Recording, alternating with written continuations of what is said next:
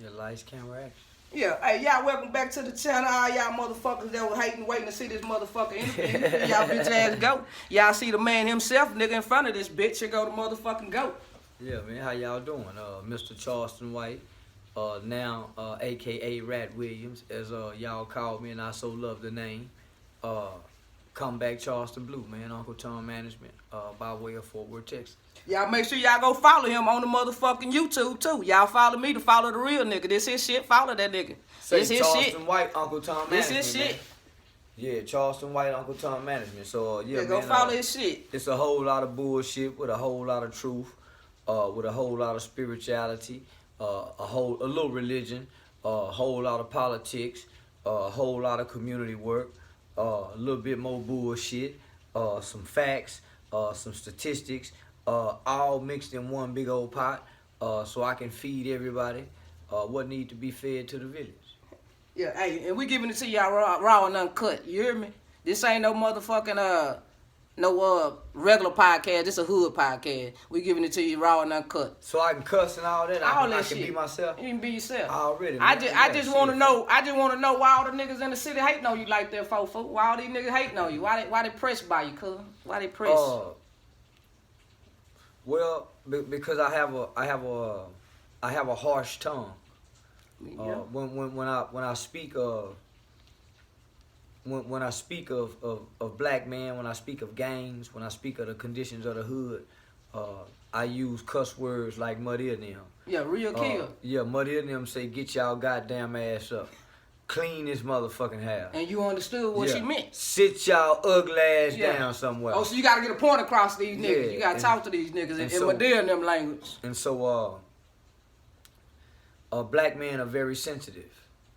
Black men have evolved into being emotional beings, emotionally responsive and emotionally reactive creatures. Unlike the man prior to us, they was thinkers, they was analyzers.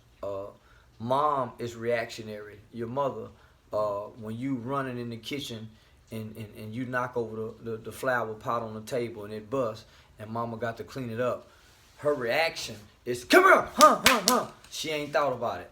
Yeah. If mama got to sit down and think about whooping you, she won't whoop you. Most children are spanked by their parents, by their mother, and when mom's emotional, it's not that she sat down and she thought about how she's gonna give off punishment. It's all reactionary. You done something that made her mad. Whereas dad, he thinks about it. It may be all day. It may be tomorrow, because he's an analyzer. Well, if you're not taught that trait, if you don't have that to mimic, right, you take on whatever traits that you see. And so black men have taken on their mother's traits to be emotional. And so when they hear me speak... So, hey, in other words, he said most of y'all niggas pussy. Acting like hoes and bitches. Yeah, right? that's what he trying to say. So for y'all that didn't understand that, y'all pussy. So when they hear me speak, jealousy plays a part, right? Envy. I come off as being egotistical. I come off as being arrogant. I come off as the dude who scored a touchdown and do the end zone dance, the unsportsmanlike conduct, right?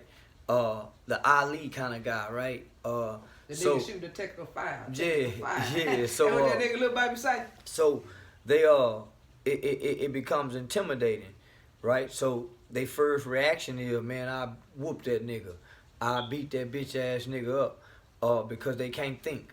Okay. To be able to dominate, you have to think, and black people don't dominate. But it seems like most of them just do that on the camera, because I seen a lot of these niggas shake your hand in person. You know? So I don't know if it's just for the camera or what, because when they get around you, everybody, idolizing you and stuff. What's up, my nigga? What's up, bro? So is it just for the camera that they acting like that? Well, this what I'm going to say. Very few people approach me with their jaws puffy. Yeah, I know. And their eyebrows frowned up, looking ugly. Okay. So a lot of it's for the camera. But here's the thing. This was happening, right? It goes back to these men being emotional responsive. Once the camera go off, right, and I'm not engaging them in they have to walk to the store. They have to go in there and talk to their mother, their baby mama. Other things are happening in their life where they can't focus on me. They're only focusing on me when I'm on camera. When the cameras go off, the reality of who they are as man. Some of these niggas is some sorry motherfuckers. Some of them is some of these niggas is on their last leg at work because they can't make it to work on time. Most of these niggas is so far behind on child support. When they get paid on Friday, half their check gone. So they ain't got time to keep their mind on me. By the time they see me, they really realize, man, I was just talking on social media.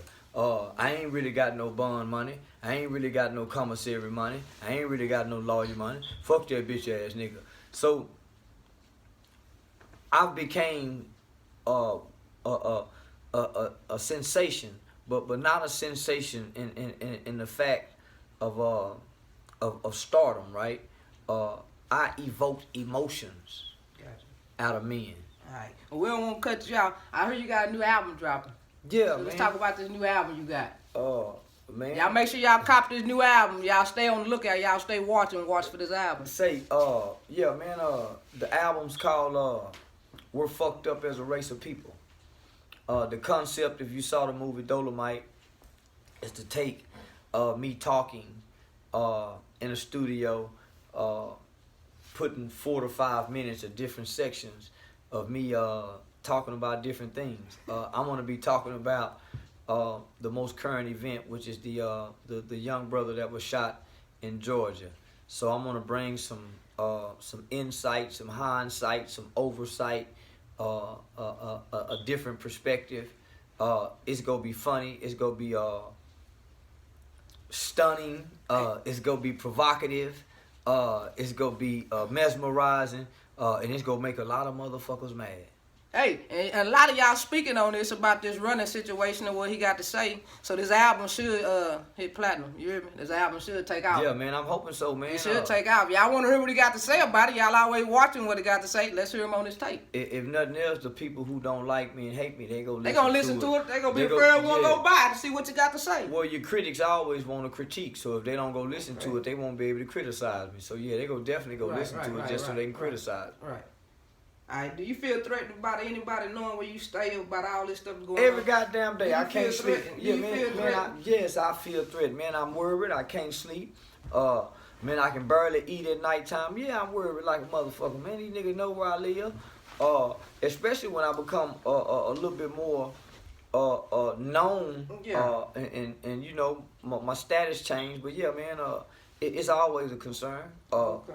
But shit, nigga, we all got to go. Yeah. But we gotta defend ourselves too, so y'all heard that? Yeah. So man, but this what I do know. The average nigga, they don't even have the convictions to respond when their homeboy get killed. And people really want me to believe and that they're that mad enough to kill me, to come to my home in this high affluent area where cameras is everywhere, to come because what I done said on Facebook. I just want you to stop saying what you're saying, that's all. I think so. I think they just want me to be quiet. Stop exposing them, that's all. Yeah, I think they just want me to be quiet. And they want me to stop playing like I'm cool. They don't want me to have the confidence that I have. We already know you damn near rich already. When you make it all the way to the top, you plan on moving out of Fort Worth or you plan on staying here? I'm gonna move out of Fort Worth. But this is what my woman said. Man, if somebody kill you, baby, I'm gonna hire a private detective and I'm gonna hire a hitman. She supposed to. We got some money. Supposed to. Yeah, so yeah, we got some money. So y'all heard that? You getting caught, nigga. You can't run and hide. You getting caught. Yeah, we go high, shit, nigga. You ain't gonna be able to get me and think you finna go smoke your little weed and have fun with them niggas and go to jail and get out like y'all do the rest of the poor niggas when y'all kill them. Now, hey, if you could do all this over again, from your childhood, from when you went for the murder case, all that, would you start anything over, or would you stay the person you are today? Yeah, I'm gonna stay the same, man. Do you feel like that made you the person you are? Yeah, life wasn't hard. Life wasn't bad. I don't know what it's like to be hungry. I don't know what it's like to be mistreated. I've never been a child who adults mistreated. I've always been the favorite around adults. I was always popular in school. I was always smart. Man, I've had a great life. even when I went in the juvenile system. So a lot of people been jealous of y'all your life. I wouldn't say jealous, but I remember growing up, people saying, "Man, I wish I had your mama." Yeah, oh, see, Yeah. We got a lot in common. Yeah. Everybody love my mama. We got a lot in common. Man, man, my mama landed a job in General Motors in the early '80s. You talking about 1982? I had my own room with my own phone line in the second and third grade, all the way up until, as far as I can remember, my brother had his own phone line. But just to think, the average kid today, they don't know what it's like to have their own room. Yeah. So something so small as to grow up to have your own room, it can shape the mindset of who you are and how you see yourself and how you see other people. I'm the dude. My mama go buy me some British Knights. You got on some Payless shoes. Yeah. Well, I'm gonna let you wear my shoes. Yeah. And I'm gonna come home after school, and my mama gonna say, "Boy, whose shoes you got on?" Yeah. I'm sorry, Mama, I let my friend wear them. What? You better have them shoes back here tomorrow. He wanna wear them another day. Mama, I didn't see him. So you know, I was a kid like that. So I watched my mom give. My mother was a giver. My mother was a foster parent. My mother, when my aunt got off on dope and all 5 of her kids went into CPS and foster care, my mama is the one that get all the family kids to make sure this family don't get lost. So I know what love look like. Yeah. So you've been around it all your life. Yeah. So you know how to roll like this. And I was the nigga who all the little girls liked in school. Yeah, these niggas don't. Yeah, man, these niggas don't know what it feel like, man. All the pretty little girls in school to like to dress fly. Yeah, and I was the first nigga to get her on my nuts in elementary. So yeah, these niggas. Yeah, all the bitches. They ain't never been able to outdo me. And see, that's how I was growing up. My mama worked at every college, Texas, Wesleyan, TCU. She done cooked at every penitentiary in Fort Worth. She been a big dog. So everybody, all these niggas around here, they know my mama. Everybody know Mama C. Yeah. See, I was the first person in middle school. She say, smoke in the house, baby. I don't want nobody to know what you do.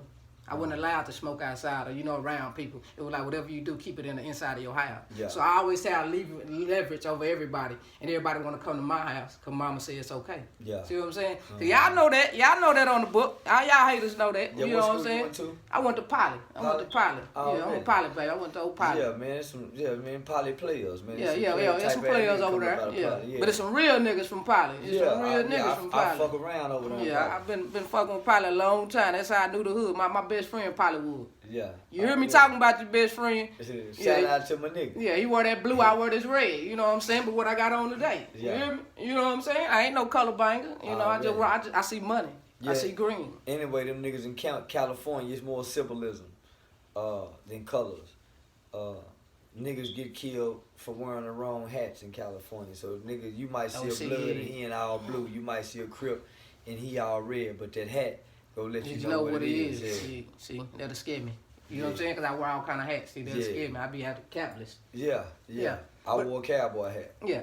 But hey, look, y'all, I ain't gonna hold you for no more, bro. I ain't gonna keep the time. Man, no, he don't want to cut it. He don't want to cut it. I will fucking keep going with this. Yeah, man, we got 13 more minutes. I know you got some more questions. I know my manager might got some questions for him, man. He ain't shot me. Shit, I got everything, fool. I just didn't want to hold you up and keep you for your time. You just let these niggas go what you got. What you got? So how you finna go with this new stuff you got going in Houston? How this finna go? Cause it look like you finna... Well, man, the one in Houston was a young brother named Vontae Patton, Dr. Patton. He got his PhD at TSU. He kind of do what you do. He do what Real Tune TV do. He do what Say Cheese does, but he does it with elected officials. Okay, he up with the big dogs. Yeah. He smiled, son. He with the big dogs. He do it with elected officials. He got millions of views. The young sister that y'all saw me debating, she's a very powerful and influential young Democrat in the Harris County, Houston, Texas area.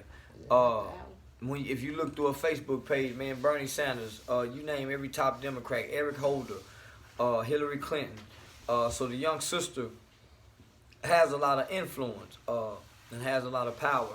I've always had my cousin Jesse Taylor and I, we've always had a second home in Houston, for its community work and working with political figures, such as House Representative Harold Dutton.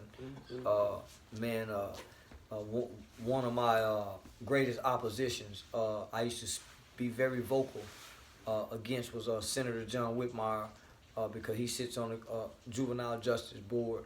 And for a long time, I thought the policies that he pursued toward children,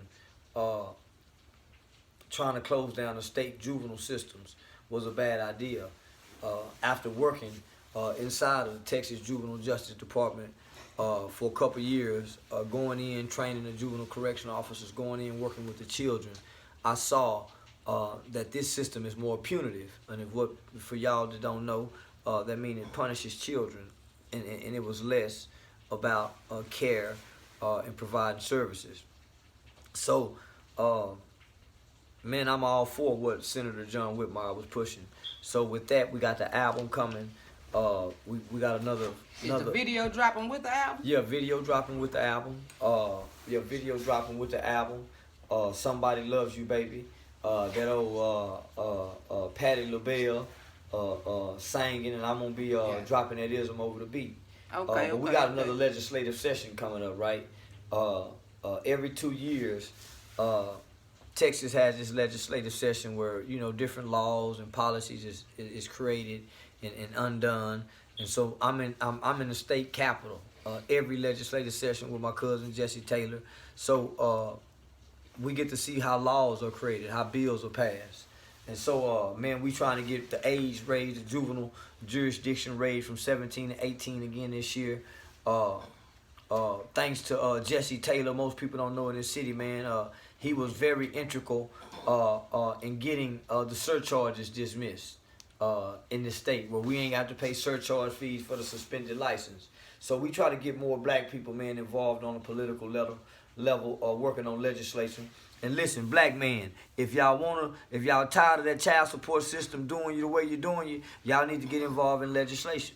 Y'all need to start calling your congressman, calling your state representative, your house representative, and start saying how it is unconstitutional to take a civil system, that's a civil matter, and turn it into criminal, where you start doing jail time, because the Constitution says it's prohibited for you to go to jail behind a debt.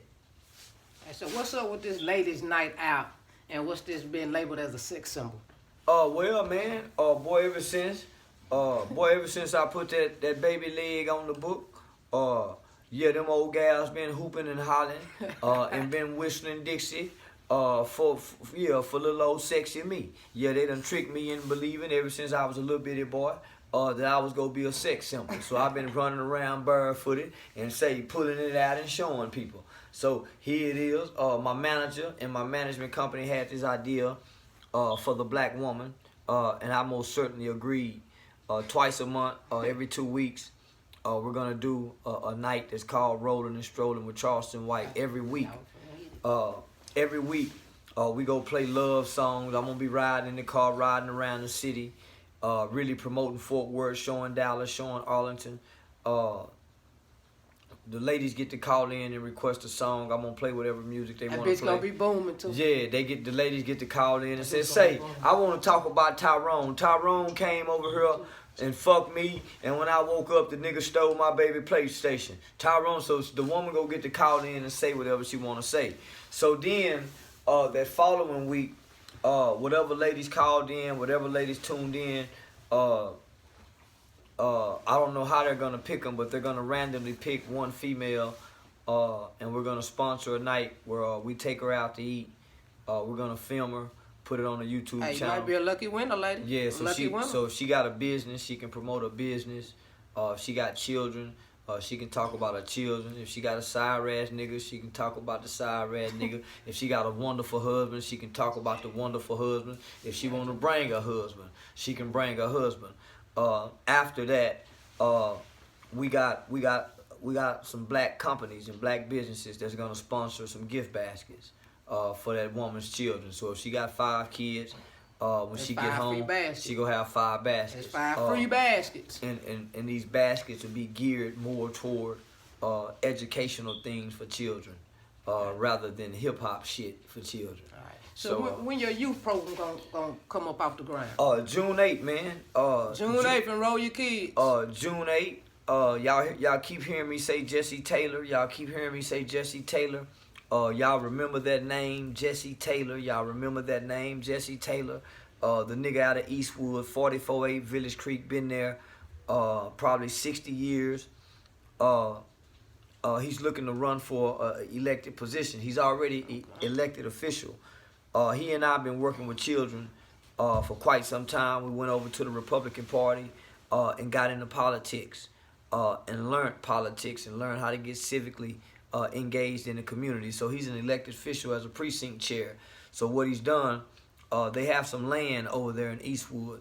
So he's donating the land as well as his time to help children learn how to do automotive repair, automotive body repair, horticulture and landscaping, how to fish, gardening. Pastor Rodney McIntyre have agreed to come over and help teach air conditioning repair. Roger Fogel, Big Dome, and volunteer. So we got a lot of men that volunteer at their time. Jonathan Stewart hooked us up with some people from Earl Spence Camp. They're going to be donating some vegan water and coming out as well and getting us set up with grant writers. But we don't have to go out and get a 501c3. We got sisters, my sisters online. They've been donating and giving it to the young brothers. So we just trying to become self-sustained, where we don't have to ask for grants and we don't have to ask nobody for nothing to help create something in our community. All right. So I know back in the Gap, you was I guess going back and forth for Go Yayo. Can you speak on that situation? Man, the Go Yayo situation. Myself along with Jesse Taylor and a few other men were going inside the school districts at mid-level middle school, which was an alternative school, predominantly black children, black and Hispanic children. We went every week. And all of a sudden one week we was told that we weren't allowed to come into the Fort Worth School District because we had felony convictions. Well, I didn't have any felony convictions. I don't have any felony convictions, but the men who were part of Hyped About Hype Youth Outreach Organization did. So this black principal wouldn't allow us in the school no more because a few of the men had been convicted of drug possessions and drug selling charges in the late 90s, early 2000s. So, so make a long story short, I look up one day and I see Go Yayo at all the middle schools. He's going through all the middle schools, and there's one school in particular, Morningside Middle School. They had 97.9. They was doing a pep rally, and strangely, the song that they was promoting was "My 40 Go Boom." And when I looked at that video, I said, "Man, what the fuck, man? Wonder how they let that nigga go into school, man?" And we, I can't even get up in there. But and I'm saying, man, we're going with positive. But man, did anybody look at this kid's video? So it wasn't the beef with him. It's the content, the imagery, and then. When I started looking at him as an individual, at the time, he was a young kid that was doing a whole bunch of fighting. So it was a lot of violence. Negative. It was a lot of violence attached to him, along with the promotion of gun violence in his videos.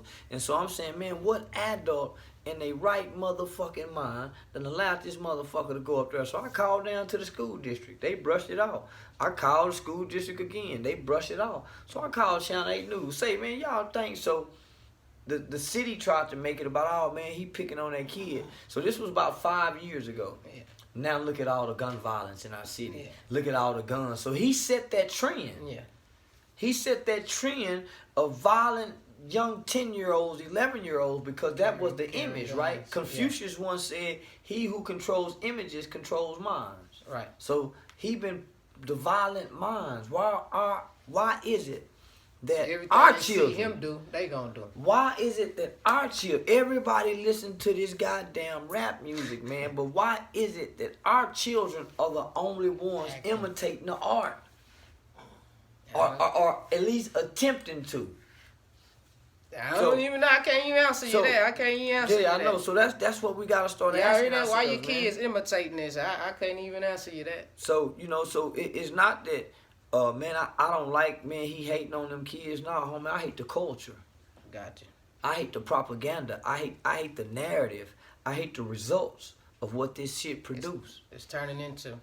Yeah. Yeah, I want to promote positivity. Yeah. That's why I haven't reached out to nobody else for no interview yet. I'm sure I could have got one from probably a couple niggas, but I ain't want to just put all kind of people on. You can make the channel boom with all kind of people on your channel, but I didn't want to just put all this negative, and you the power of my channel. You the star of the channel. Man, listen, you gotta bring balance. You gotta have some balance. You gotta have heads and tails. You gotta have a positive and a negative to make energy, to create energy. So, I don't want to feed. I ain't gonna be positive all the time.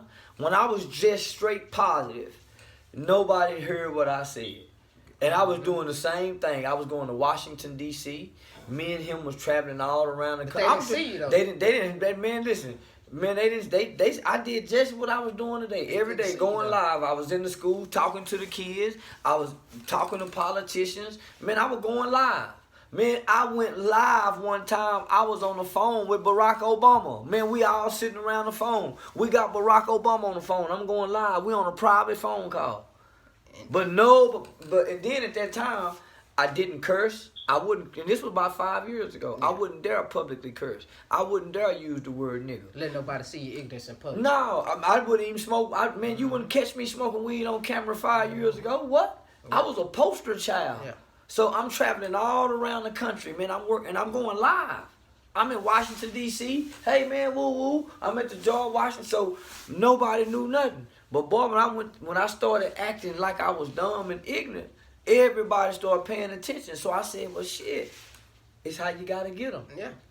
It showed me that we are a race of people who have an entertainment mind. That's why everything is about a football player. That's why everything is about a basketball player. That's why everything is about Tyler Perry, Jay-Z, Beyonce. That's why we don't know no NFL owners. That's why we don't know no NBA owners. That's why we don't know no movie producers' names. That's why we don't know no scientists, no astronauts, no philosophers. We only have an entertainment mind. Yeah. You're right. So if you take entertainment from us and we have to study, if you take entertainment from us and we got to vacuum and clean up and we can't listen to music, man, we have to be entertained. Mm-hmm. So that's why I got to put on, say, you stupid motherfucker, get out of here. Don't say a goddamn thing, motherfucker. I'm blocking you. I got to put on the show so I can get all these motherfuckers to hear what our people need to hear. So how you feel about everybody promoting your negative stuff and not your positive stuff? They don't respond to your positive stuff. Well, listen, see, I'm all about game, right? See, I love the negative because the catching come before the hanging. See, that's only for the people who got game and understand what I'm saying, right? The catching come before the hanging, right? So I already knew. I already knew. Once a motherfucker hear me, they got to come see this. It can be the most negative shit, man. You got to come hear it one more time. But they gonna listen I'm gonna hook you trying to listen to me.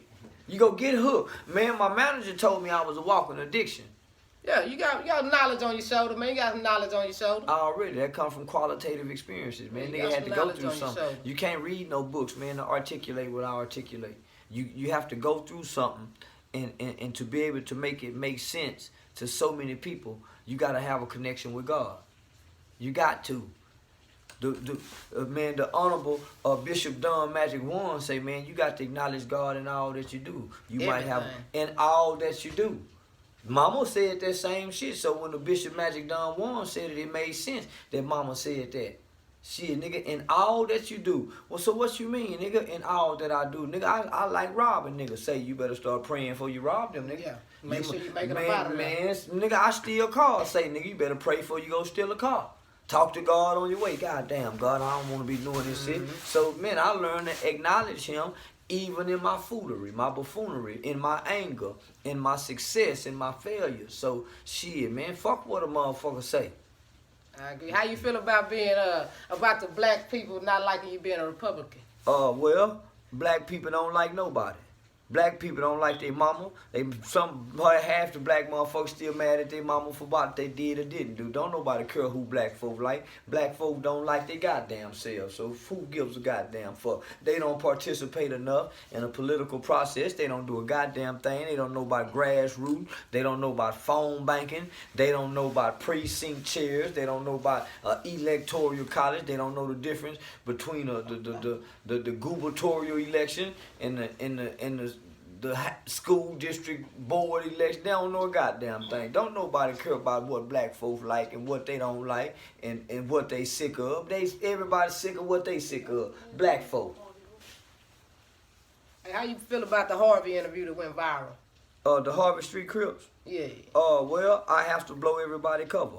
That was an act, right? That was a skit. If y'all notice, me and the nigga was arguing. If y'all can go back to the videos, if me and the nigga were arguing, I told the nigga, okay, nigga, meet me at the police department. And if y'all notice, I went in the police department playing. I think they outside. I just happen to know the gang unit. Yeah. So when they came outside, nah, man, whatever you got to do to make it, say, man, you make it. Long as you ain't been over and let a nigga fuck you in your ass. Long as you don't go sell your mama out. Long as you don't let your daughter go on the producer's couch. Say, man, I'm trying to get in, man.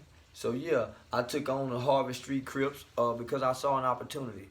And he wasn't no real 43rd gangster Crip, right? Shout out to the homie Lil Robert. Man, I really know all the G's in the city, and all the G's in the city fuck with me. And one thing I know about real G's, I grew up with killers. Yeah, and most of everybody in the city they know ain't saying, everybody. man, yeah, listen, homie, real niggas that's about that shit, real nigga that'll bust your motherfucking head to the white meat, he ain't leaving nothing on Facebook that's saying I hurt you. A real nigga, he know when he see you. Because he know at least at some point he go see you. Yeah. So he ain't trying to sell it to you. So when I catch a nigga on social media typing, any nigga who leave a comment on social media, in my mind, is a sucker. Cause real G niggas, homie, they ain't coming on no nigga that they have odds with, that they don't like. They know it's fuck that nigga. Like that nigga at the red light. Yeah. Like the nigga at the red light. Yeah, man, he jump on the phone and call the nigga. Yeah, that's another viral one. Y'all go look it up. That's another viral one. Yeah, that nigga jump on the phone and call the nigga standing there looking. Yeah, nigga, I got it on me. Yeah, he's standing there with it. Yeah, man, come on, homie. But this what I know. Man, I remember the late 80s, early 90s when we was all going to juvenile detention center. I know most of these niggas was good boys. Mm-hmm. You can't wait, nigga, till you get 22 hollering you in G status. Yeah, smoking there and everything. Say, man, all stiff G niggas know the credence, my nigga, the real credence in the code in the process of being a G, nigga, is your juvenile delinquency. Mm-hmm. Is what you was as a juvenile. So if you ain't been a juvenile, basically, say, you ain't nigga, no G. Nigga, if you wasn't in and out of juvenile, you nigga, ain't no G. You ain't no G, nigga. Hey. If you ain't been in and out, nigga, no, nigga, if you ain't in and out, you ain't no G, nigga. You can't be. Yeah, you ain't been nowhere. You can't, man. That's where all the G's meet up at. Yeah, and that's where care about getting in trouble. That's where all the G's from all over met up at, man, in juvenile. Them niggas just started. So once everybody started leaving, and by time these niggas talking about I'm 93 Truman, I'm 93 this, nigga, all the real G's was gone. Mm-hmm. We was all gone. I left in 91. Niggas, you nigga wasn't even thinking about being bad in 91. I was thinking y'all diaper time. Say, man, listen. I was called something that nobody wanted to be called when they was a kid. Roguish. The boy's roguish. Didn't nobody like a roguish little nigga, little roguish motherfucker. The gangbanging come later. Nigga, we was roguish. Yeah. We was bad when it wasn't cool to be bad. Couldn't nobody spend a night at your house. Didn't nobody mama want you on their porch. Tell him he got to get away from her. Yeah. No, nigga, you niggas jump off in 93, 92, y'all late. I'm already in years on the top of the trying to learn how to be gangster. Say, man, I'm down there learning how to deal with solitary confinement. Yeah. And y'all just now wiping your nose. Man. So then these niggas, so here come the social media shit. The social media is just like the army. You can be all that you can be. Every day you wake up, matter of fact, Mark Cuban got an app where we can turn this room right here into a beach scene, like we on the beach. And people really think we on the beach. Man, so this Fooling shit, everybody. this shit done come with some new game, right? So if you notice, across the United States, all black men are gangster and tough. It ain't no more players. It ain't no more pretty boys.